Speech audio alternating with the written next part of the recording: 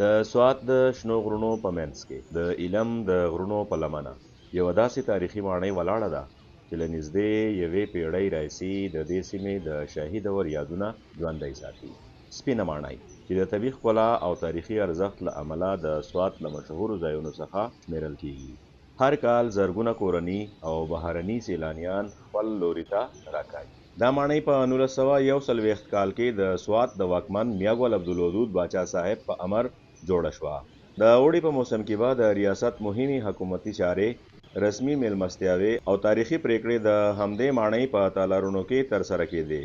यहाँ तो पता ही नहीं चल रहा कि ये जून का महीना चल रहा है। लाइक यहाँ पर ऐसे लग रहा है कि मैं दिसंबर फरवरी में घूम रही हूँ। دلته خو هیڅ داسې نه محسوسیږي چې د جون میاشت روانه ده. د دې ځای موسم داسې دی لکه انسان چې په دسمبر او فروری میاشتو کې محسوسوي.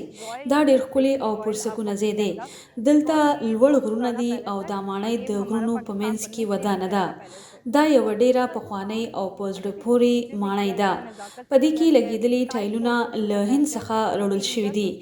زه د دې ځای په ښکلا مینه شوې یم. زړه مې نه غواړي چې بیرته لاړه شم.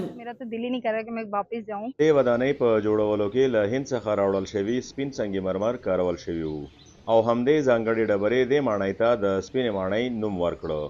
نن هم دا تاریخي ودانۍ د سوات د زرین ماضي شاهده ده. داسې ځای چې تاریخ، طبیعت او معمارۍ پکې سره یوځای شوي او د هر لیدونکي په ذهن کې نه هېرېدونکې خاطره پرېږدي.